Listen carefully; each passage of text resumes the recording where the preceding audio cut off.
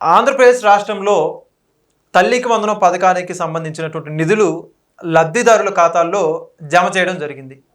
అయితే ఇప్పటికే దీనికి సంబంధించి ఏడాది ఏదైతే రెండో సంవత్సరం విద్యా సంవత్సరం మొదలైనటువంటి కార్యక్రమం వీటన్నిటిని దృష్టిలో ఉంచుకొని కూటమి ప్రభుత్వం ఈ యొక్క పథకాన్ని అమలు చేయడం పట్ల నిజంగా ఎవరైతే ఆ తల్లులందరూ ఉన్నారో వాళ్ళ ఆనందాన్ని వ్యక్తం చేస్తున్నటువంటి పరిస్థితి. అయితే ఆంధ్రప్రదేశ్ రాష్ట్ర ఆర్థిక పరిస్థితికి సంబంధించి కావచ్చు, ఈ సంక్షేమ పథకాల అమలు తీరు కావచ్చు, మరిన్ని విషయాలు తెలుసుకోవడానికి మనతో పాటు ఉన్నాడు పొలిటికల్ అనలిస్ట్ షణ్ముఖ్. నమస్తే. నమస్కారం అండి. కూటమి ప్రభుత్వం అధికారంలోకి రావడానికి బలమైన కారణం సంక్షేమ పథకాలు అని చెప్పేసి కొంతమంది చెబుతున్నటువంటి మాట. ఎన్డీఏ ప్రభుత్వం ఏదైతే ఉందో ఎన్నికల హామీల్లో భాగంగా అనేక హామీలు ఇవ్వడం జరిగింది సంక్షేమ పథకాల గురించి. దాంట్లో ప్రధానమైనది సూపర్ 6. అందులో మరి ముఖ్యంగా చెప్పుకోవాల్సింది తల్లికి వందనం. ఈ తల్లికి వందనానికి సంబంధించి చాలా భారీ బడ్జెట్ అవుతుంది. అయినా కూడా ఎక్కడ వెనక్కి తగ్గకుండా కూటమి ప్రభుత్వం అయితే రెండో సంవత్సరం కూడా దిగ్విజయంగా అమలు చేసింది.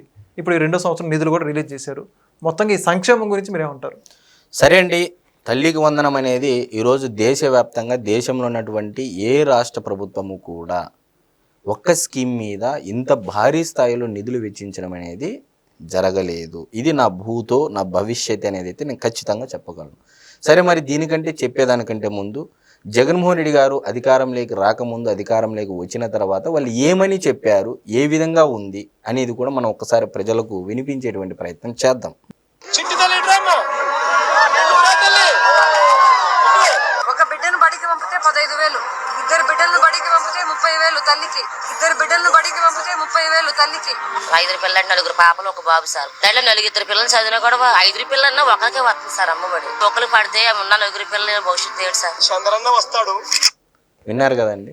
సాక్షాత్తు మాజీ ముఖ్యమంత్రి జగన్మోహన్ రెడ్డి గారి యొక్క ధర్మపత్ని అయినటువంటి భారతిరెడ్డి గారు ఎలక్షన్ల ప్రచారంలో అంటే ముఖ్యమంత్రి కాకముందు స్వయంగా వాళ్ళే ప్రజలకు చెప్పినటువంటి మాట, ఇచ్చిన మాట ఇస్తే మడమ తిప్పడని చెప్పేసి ప్రజలకందరికీ చెప్పుకున్నారు.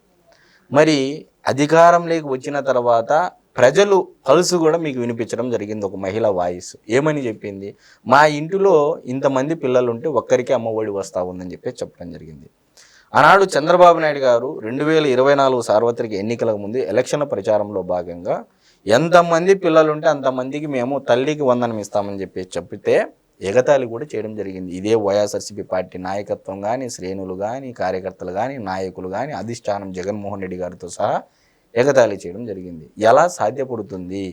మేము 9 లక్షల కోట్ల రూపాయలు అప్పులు చేశాము, మరి ఏ విధంగా సాధ్యపడుతుంది ఆర్థిక పరిస్థితి? మరి ఈమెన సూపర్ 6 హామీలు ఇచ్చారు. మరి ఒకవైపు పోలవరం కట్టాలి, మరొక వైపు రాజధాని కట్టాలి, మరొక వైపు రాయలసీమకు సంబంధించినటువంటి సాగునీటి ప్రాజెక్టులు కట్టాలి.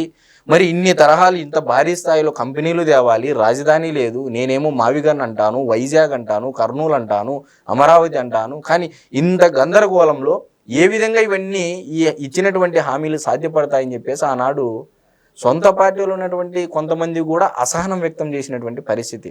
ఉచితాలు ఎక్కువ ఇస్తున్నారేమో, ఇది సాధ్యం కాదేమో అని చెప్పి కూడా అన్నటువంటి పరిస్థితి 2024 ఎన్నికల ముందు కొంత వాస్తవం అయితే ఉంది. మరి ఈరోజు వారందరి అనుమానాలను పటాపంచలు చేస్తూ నారా చంద్రబాబు నాయుడు గారి యొక్క సుదీర్ఘ అనుభవం అనేది ఇక్కడ పని చేసింది అనేది అయితే మనం ఖచ్చితంగా చెప్పాలి.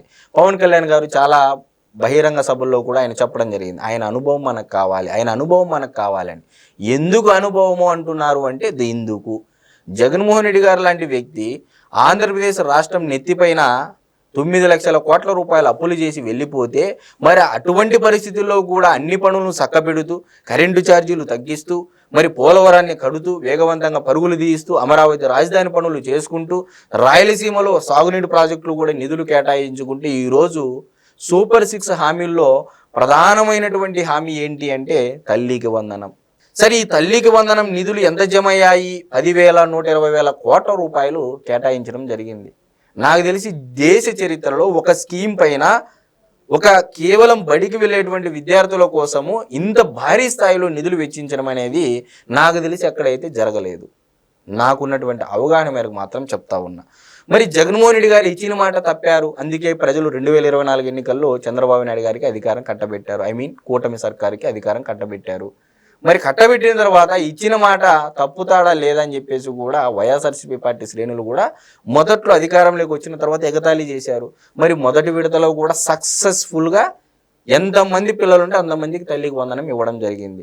మరి మొదటి సంవత్సరంలో తల్లికి వందనం ఇచ్చిన తర్వాత లీప్ ప్రోగ్రామ్ అప్లై చేసిన తర్వాత లర్నింగ్ ఎడ్యుకేషన్ ఇన్ ఏపీలో దీంట్లో మాడ్యూల్స్ కానీ విధి విధానాలు మార్చడం ద్వారా ప్రైవేట్ స్కూల్స్ నుంచి దాదాపు 85,000 మంది ఈరోజు ప్రభుత్వ బడుల్లోకి జాయిన్ అయ్యారనేటువంటి విషయం కూడా ముందుగా చెప్పాలి ఈ నిధుల కంటే అనేది అయితే నేను అనుకుంటా ఉన్నా. మరి 85,000 అంటే నియర్ టు లక్ష మంది ఈరోజు ప్రైవేట్ స్కూల్లో ఉన్నటువంటి విద్యార్థులు ప్రభుత్వ స్కూల్లోకి మారారు అంటే తల్లికి వందనం డెఫినెట్గా ఉంటుంది. దానికి తోడు నారా లోకేష్ గారు విద్యా వ్యవస్థలో తెస్తున్నటువంటి మార్పులు. మరి ఈరోజు ఆ ఎడ్యుకేషన్ మినిస్టర్కి సంబంధించినటువంటి శాఖే కదా ఈరోజు తల్లికి వందనం అనేది. దానితో పాటు ఈసారి అడిషనల్గా చేసిండేది ఏంటి అంటే అంగన్వాడీ వాళ్ళకు కూడా ఈసారి తల్లికి వందనం ఇవ్వడం జరిగింది. ఎంతమందికి అంటే 67,47,000 మందికి ఈసారి ఇవ్వడం జరిగింది.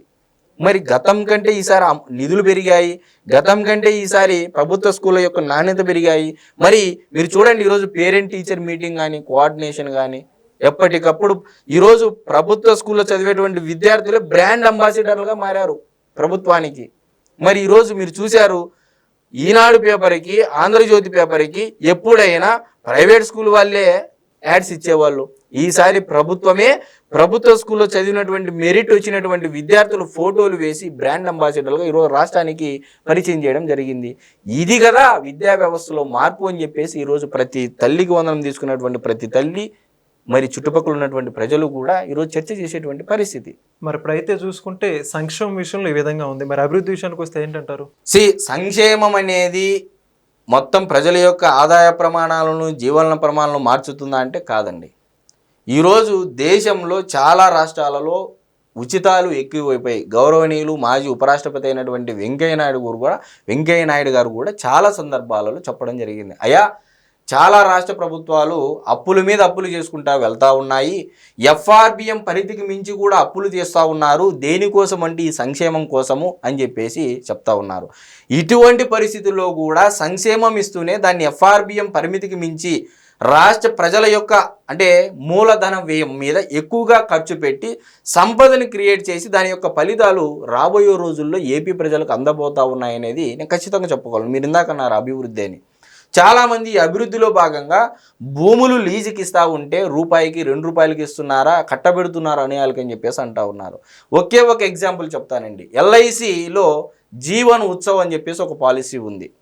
ఈరోజు 16 సంవత్సరాలు అంటే 15 సంవత్సరాలు కంటిన్యూస్గా నువ్వు ప్రీమియం కడితే 16వ సంవత్సరంలో మెచ్యూరిటీని వస్తుంది, ప్రతి సంవత్సరం మెచ్యూరిటీ వస్తుంది. మరి ఒక ఎల్ఐసి పాలసీ విషయంలోనే నువ్వు 15 సంవత్సరాలు ముందస్తుగా ఫలితం ఆశించుకోకుండా ఈరోజు నువ్వు ప్రీమియం కడతా ఉన్నావు. 16వ సంవత్సరం నుంచి దాని నుంచి ఫలితం నువ్వు ఆశిస్తూ ఉన్నావు. ఈరోజు ప్రభుత్వాలు కూడా ఆల్రెడీ ఎస్టాబ్లిష్డ్ రాజధాని లేదు, రాజధాని పనులు జరుగుతూ ఉన్నాయి. కేవలం మనకున్నది ఒకే ఒక్కటి సిబిఎన్ గారి బ్రాండు.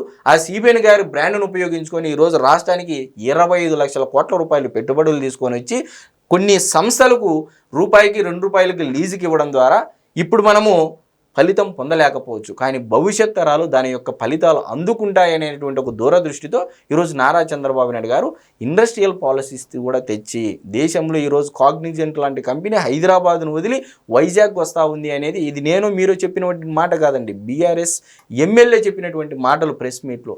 ఈరోజు కాగ్నిజెంట్ 15,000 మందికి ఉపాధి ఇచ్చేటువంటి కాగ్నిజెంట్ కంపెనీ హైదరాబాద్ను వదిలి వైజాగ్ వస్తూ ఉందంటే నారా లోకేష్ గారి దగ్గర ఏదో మంత్రదండం ఉందని చెప్పేసి ఇదేదో కాంగ్రెస్ పార్టీ ఎమ్మెల్యేనో లేకపోతే తెలుగుదేశం పార్టీ ఎమ్మెల్యేనో లేకపోతే జనసేన పార్టీ ఎమ్మెల్యే కాదు, బీఆర్ఎస్ పార్టీకి సంబంధించినటువంటి ఎమ్మెల్యే అభ్యర్థి చెప్పడం జరిగింది. కాబట్టి అభివృద్ధిలో కూడా దూసుకొని వెళ్తూ ఉంటారు. ఎస్, డెఫినెట్గా కొన్ని సమస్యలు ఉన్నాయి, అధిష్టానం దగ్గర ఉన్నాయి, కూర్చొని మాట్లాడండి అని చెప్పేసి చంద్రబాబు నాయుడు గారు నారా లోకేష్ గారు చాలా సందర్భాల్లో చెప్పడం కూడా జరిగింది. Thank you. నమస్కారం.